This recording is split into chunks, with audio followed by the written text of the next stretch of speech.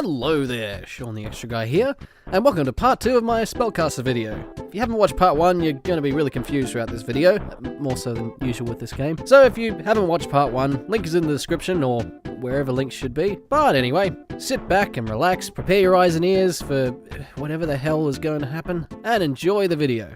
Now, where were we again? Oh, that's right. What is all the buttons and the lights? Is it a future? What are the fire things? A horsey? Tara's midgets again. The fuck am I looking at? Okay, where the fuck am I? And when did this game turn into something out of the Twilight Zone? Should I have expected this? I don't know anymore. The stage itself is a little tricky, and I'm having a hard time figuring out the pattern on these fiery anatomical vagina things. Well, surely it can't get any worse than that. What the fuck is this thing? Oh, a cauldron. Apparently there's a round-shaped hole here. Well, let's put the most obvious item in it. No, not our penis, the orb. The top bursts open. There seems to be a passage inside. Okay, I wonder what we'll find in gain this transport to the cockpit of a craft! What? What? It's a relic from an ancient civilization. What?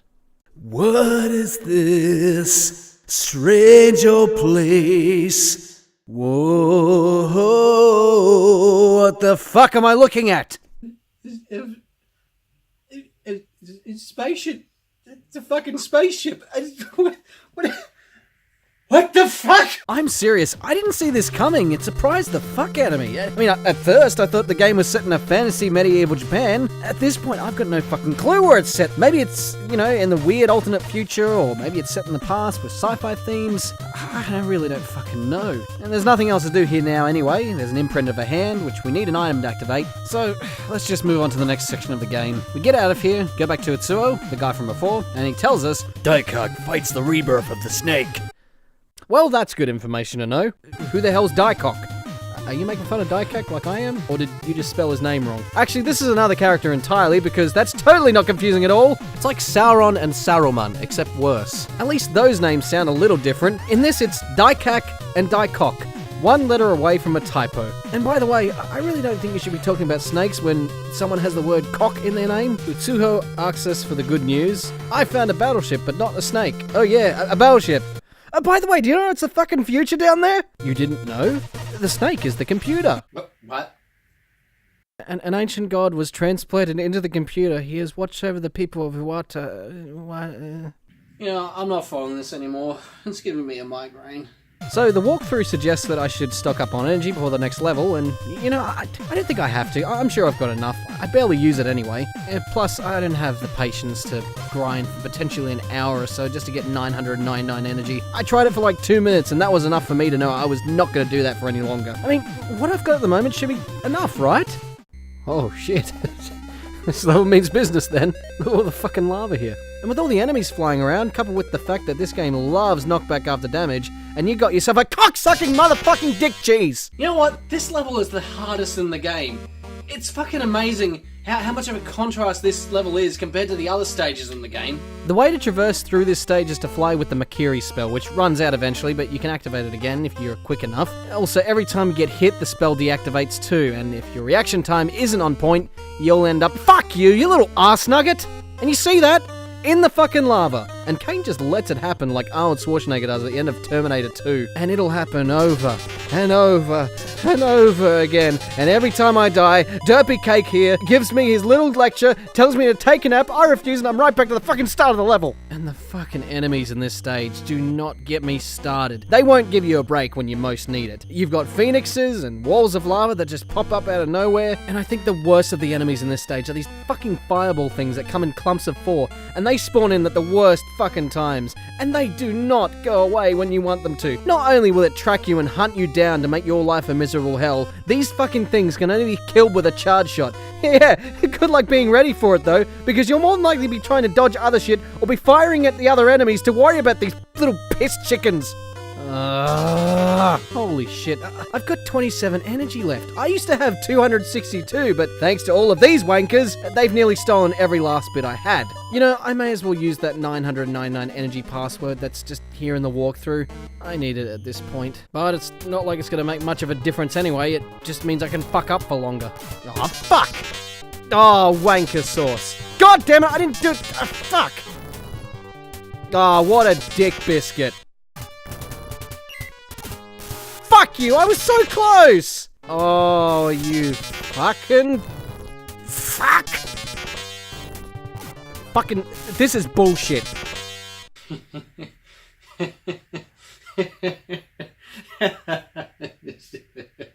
Excuse me for 1 second. Boy, get the fuck back here! Oh, fucking hell. Alright. Fuck you, fuck you, fuck you, fuck you, fuck you, fuck you, fuck you, fuck you, fuck you, fuck you, fuck you, fuck you, fuck you, fuck you, fuck you. Oh, I fucking made it. I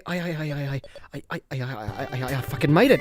Okay, I'm just gonna take this next bit easy, and I don't have to worry about the stage doing it again. Daikok, come and face me.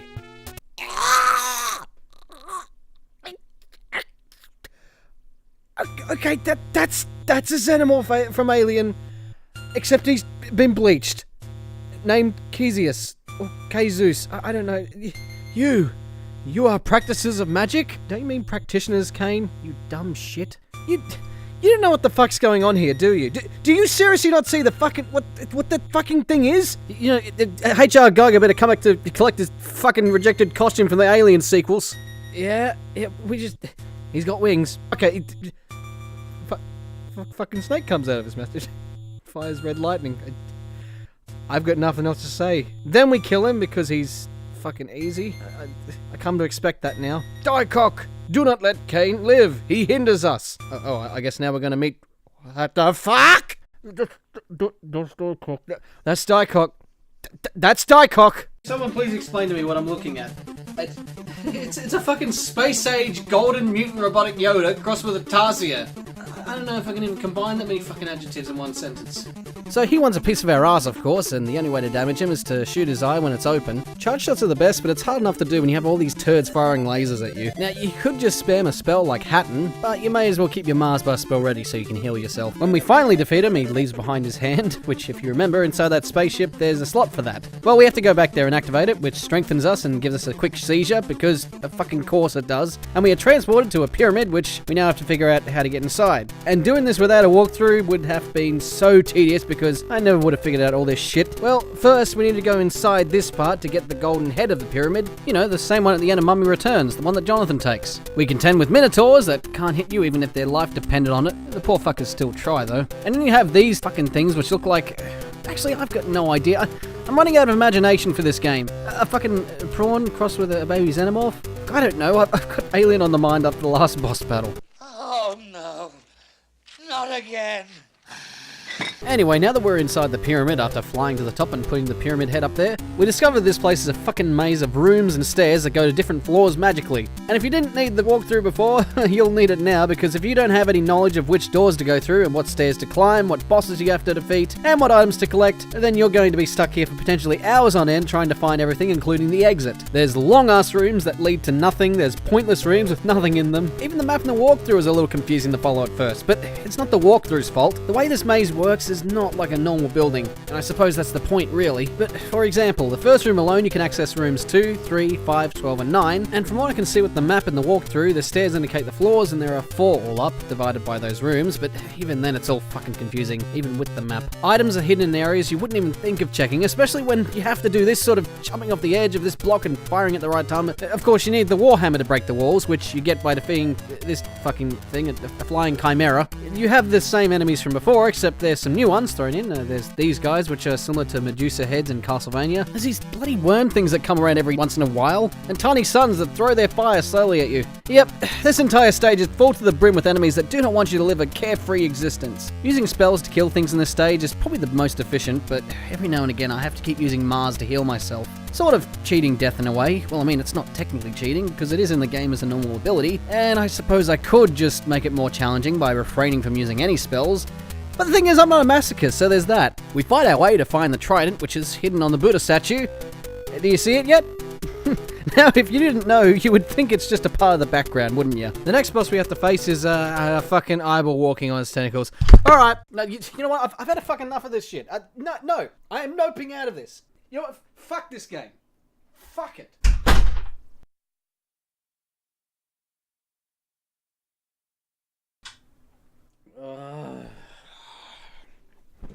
Fine. Alright, you want to see me torture myself even more? Okay. Fucking hell. So we defeat Mike Wazowski's aborted fetus and all it drops is health. Yep, thanks for that. And then we fight a goat. We fight a goat inside a fucking pyramid. Anyway, we've got everything from this place. Now we can head to the exit, but that proves more difficult than it's worth. Everything in this pyramid wants to stop you from climbing these stairs. And every time you get hit, you fall off the fucking things. Nearly there, nearly there. Fuck you. Nearly. Oh, fuck. Oh, come on, you fucking turd. I just want to get up here. Why are you doing this to me? Finally, we get up these fucking stairs, and when we get there, we're greeted by an ominous demon who, at first, just appears as eyes. He tells us to say our prayers, and then brings some random girl we've never met before to fight us. Wait, what? Demon? Disappears. A girl in armor appears. Did the translators even proofread this shit at all? Anyway, we don't fight her, we just talk to her 4 times to free her mind, and then she restores our strength. And after a few poorly written lines of dialogue, it's time to... What the fuck is this? What is it? I'm serious, what the fuck is it?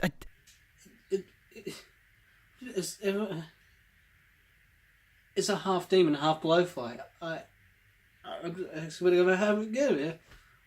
You have to okay. Yeah. Alright. Yeah. Alright.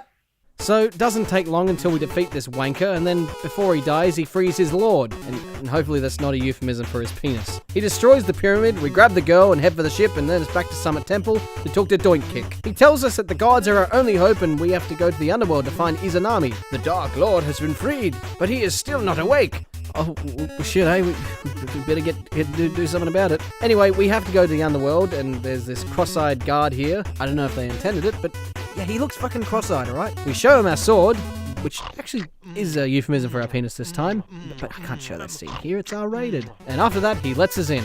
And you see this lazy son of a whore here? Yeah, that's the ferryman. No, I mean the ferryman. Pheromone. Fuck. We need to wake him up by getting nectar for him, and because this game loves to make us backtrack, we need to return to the guard and talk to him, and he tells us to go to Chizusi to meet the goddess of nectar. Okay, that's a very specific god. Is there a goddess of creaming soda too? Where's the god of tits and wine? We drink her nectar and feel refreshed, which isn't a euphemism for licking her pussy. So we take some nectar to him, and now we can cross into the hellish landscape of Yamotsu. And already we encounter this bastard here, which if you hit him, he multiplies into the little bastards. If you charge your attack, he dies instantly, but good luck with that. It's more efficient and less of a hassle just to keep firing, because you are not going to have enough time to charge up when you have all this shit to worry about coming towards you. And it's at this point in the game where I'm not even going to fucking bother trying to figure out where to go for hours. You have to go back and forth between areas, and you have to deal with annoying as shit enemies every time. You know, I'd rather get run over by a truck for 30 minutes until my body looks like pasta. I'm just going to quickly go over what you have to do here. Defeat this guy named Amano, who looks about as threatening as a puppy. Then go to this woman. She tells us to go to another place where a dog called Cerberus guards the entrance. Yeah, that's not fucking Cerberus. This is Cerberus. It's just an ethereal wolf with horns and what looks like a snake growing out of its head. Backtrack again to Amano, and he tells us to search for a harp.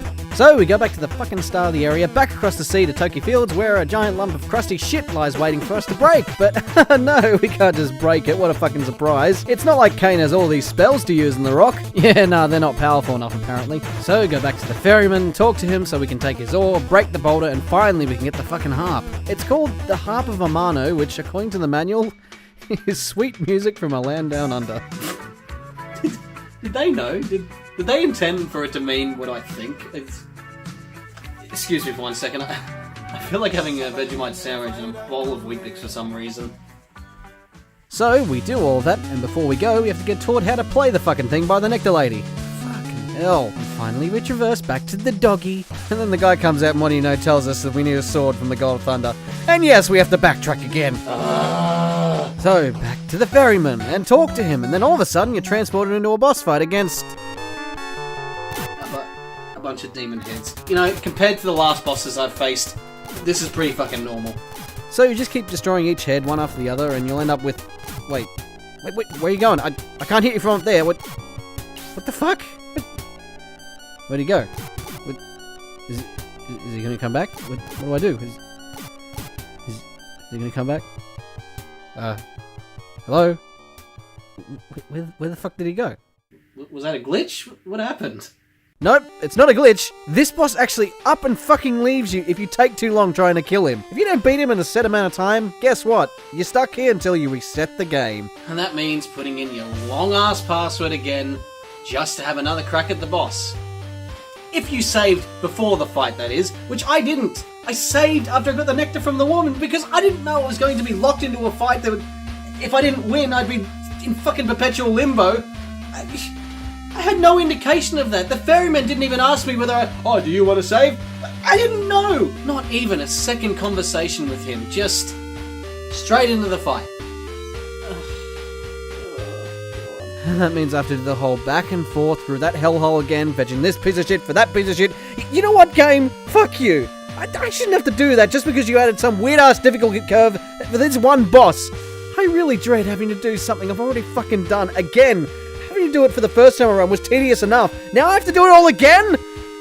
How was I supposed to know? And you know what? I prefer not having to keep writing down a fucking password, and really, the game gave me the impression that I only needed to when I was done playing for the session. Well, I go through all that shit again. I make sure to save before the fight, and what do you know? I just spam Hatton and the boss is dead in a few hits. You mean I could have just spammed my powers at him the whole time? What the fuck? You know, I can't even muster the fucks to give about this anymore. Next part of the back and forth journey, return to Dumbledore and show him we've got the sword, then go back, talk to Wankface here, and finally we can traverse to the end of the fucking stage, where we have to find the pedestal with no sword, put the sword in and have another fucking seizure, then fight Demon Medusa. Yeah. I don't fucking know anymore. Oh, but wait! There's more! Return to Izanami, show that we acquired the mirror, and now she tells us we have to defeat the Dark Lord ourselves because we have to unlock True Destiny to spellcast the fucking... I don't fucking care at this point. I'm just happy to be fucking out of here. And so, we return to Daikak for the final time, and he takes all our items because where we're going, we don't need roads. I mean, items. And before we go to the final stage of the game, we stop by Kuma's noodle stand and we take his necklace because he just happened to have an item we needed. I don't know why, but... You know, this guy is way too nice. At this point, we're just taking advantage of him. And we also take some of his spaghetti. Anyway, we go to the Kashima Temple, give ourselves the final siege of the game. We awaken the Dark Lord, which apparently is a bunch of dragon heads. And then it's on to... Whoa, hey, hang on. Hey, whoa. Wait, just a goddamn minute. Why is this game all of a sudden turned into a shoot 'em up? Seriously, I had no indication that this was going to happen. Holy shit, this is like Toy Story all over again. And would you believe it? It actually has decent controls. It's not amazing, it's no Scramble Spirits or Power Strike. Hell, it's not even like Astro Warrior, an early and simple Master System shoot-'em-up. There's no enemies to contend with, just a bunch of mini-bosses. Kind of a shame, really. I would have liked some smaller enemies to shoot at. First, we've got literally the devil himself. Yeah, I'm just going to accept that. At least it's not too weird. And we defeat him quite easily, too. Second is,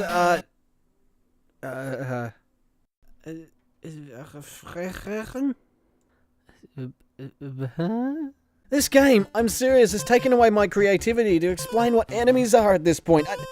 And again, this guy only takes a few hits with a charged shot. Third boss is, oh my god, it's the guy I fought first, only now he's bloodied skull. He's now where his dick should be, and he fires little baby versions of himself out of it. Okay, moving on. I don't particularly want to think about how this thing procreates. And the last mini-boss is some generic guy in golden armor. I'm actually thankful. You know what? It's amazing this guy looks pretty normal compared to the others I just fucking faced. And here we are, the last stretch of the game, the final boss. All our hard work and all of our struggles, the blood, sweat and tears we put into finally reaching this part of the game, and it accumulates to the equivalent of a wet fart. Honestly, I was really expecting a challenging fight where I would need to constantly dodge everything and use my spells, and I sort of did that on this beginning part, where I had to dodge the faces firing at me and killing them, but then when it came to the actual boss, its attacks were easy to dodge, and if you just spammed one of your spells enough, the fight is over within about a minute.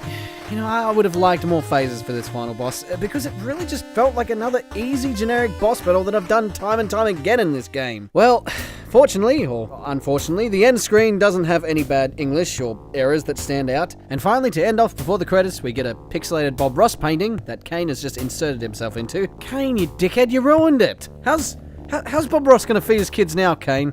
And so, that's the end of SpellCaster.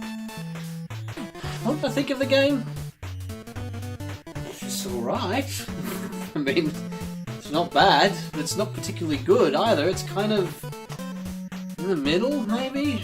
It's all over the shop, really. It's a combination of wonderful design concepts that just are executed so poorly, and you know, here's the thing, I certainly see some parallels between Castlevania and this game, and I wouldn't be surprised if the developers were inspired by those games. There's some points in this game that I do like, and it does produce some fun moments for me, but where do I begin? Alright, if there's one major complaint from me that I want to get out of the way right now, it's the music.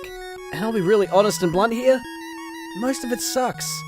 At least in my opinion. I mean, I have no doubt someone may like the music in this game, and to each their own, but to me, it just sounds so uninspired. There's no memorable melodies in the game that really stand out and make me say, yeah, that song is awesome. It's just not the same as a game like Wonder Boy 3, for example, which has some excellent music, I've got to say. Also, I should mention this, and it's probably no secret anyway, but all the sound and music recorded in all the footage was all done on an emulator that had the Yamaha 2413 FM chip enabled. So on my actual Master System, the music sounds different, and in my opinion, worse. Mind you, the Master System isn't well known for the music of its games. And like I mentioned before, with Wonder Boy 3, there are a few good examples of great music in Master System games. But compared to Nintendo's vast library of soundtracks, it's mountainous in comparison. In fact, most of the music I've been using in these two videos are either from NES games or 8-bit covers. But we don't play games just for the music, it's the gameplay for the most part. And quite frankly, this game has a lot of issues with pacing. And I'm sure it was to perhaps pad out the game and make it longer, but the whole going back and forth, go here, look at this twice to get this item, and so that you have to go back here and use it, and talk to this person 10,000 fucking times, it's a bit of a chore to do. And they should have seen the problem here back when they made this game. Most of the bosses are either too easy or have some weird pattern that can often be beaten by just spamming one of your spells, not to mention the fact that the bosses in the later stages are just, what the fuck were they thinking? I'm sure they were on LSD when they came up with the designs for them. And then again, this is a Japanese game, so maybe I should have expected it. But it's not all bad. Like I said in the beginning of the last video, the game has decent controls, and I really do think they nailed that feeling of fun for shooting your enemies. And I also like where they were going with the point and click segments. I love point and click games, and I see what they were trying to do. They just didn't do it right, that's all. Also, in these screens, there's interaction with the game world that wasn't seen in a lot of console games during this time period. Especially with the elements of storytelling involved with the dialogue, it certainly makes for a brilliant combination in genres. The only real downside of that being the story just did not interest me very much at all. I got confused a lot of the time, and I'm not sure if it's because of the poor translation, or because the story is just a little convoluted and silly to begin with. I don't know if the game is its own thing, or this is actually how the anime and manga play out. You know, I may as well talk about the manual now, because when the hell am I ever going to talk about it again? This manual actually has a lot of information on the game, not just an introduction to the story, but also a means to help you with the game a bit. The explanation for the spells do are here, of course, and as well as a few interesting pages that made me laugh. Looking at this section labelled Your Friends, apparently Kane is his own best friend, which is a little bit sad, but then again, he does like porn. Give your meat a good old rub. Yeah, boy. It also says here that Kumo is the Noodle Man. You see? Fuck you, I was right! And then, for some reason, Midori and her grandpa are here. For what reason? I've got no fucking clue. I use them for their boat and their food. Why do they get a fucking entry in the manual? It also gives us some helpful hints, which I'm putting in quotation marks right now. And there's this gem. If you get stumped for what proper course of action to take, try talking to Kuma or Daikok. You know, throughout this game, I was taking the piss out of Daikak's name, and even the fucking manual does it. Oh, Daikok. Daikok was the boss I faced. You see, even the translators got confused by the names that they gave the characters. Also, there's a map in here that shows Japan. Wait, I mean, I think it's Japan. It looks like the Japanese archipelago. All the main islands, except for Hokkaido, are there. And there's what looks like Mount Fuji. This little bit of writing up here says Nihon, but I don't know what the second bit says, and Google Translate isn't much help. I asked a Japanese friend, and even they didn't know because the kanji isn't used in modern Japanese. Well, it's all over with now. At least I can say I completed it. You know, I have the itch to play my Game Boy all of a sudden. I think I'll do that. Anyway, stay safe and have a nice day. Hello there. Well, that's part 2 of SpellCaster. All done now. I didn't intend for it to take this long, so sorry about that. But honestly, I didn't even know there was going to be a part 2. I didn't even think the SpellCaster would go this long. So basically, this was an entire other game I could have done in that time. So I'm not making any promises, but hopefully, the next video is in 2 parts. Hopefully it's just a 15-minute video. Hopefully. So if you enjoyed the video and you haven't already done so, subscribe. You push the button, or you click it or touch it. Why the hell would I turn into a Scotsman? Also like and share because it gives me that extra boost. You know, I love boosts, and I love it. I love hearing when people like my stuff. So comment too. But anyway, thank you very much for watching the video, and of course, stay safe and have a nice day.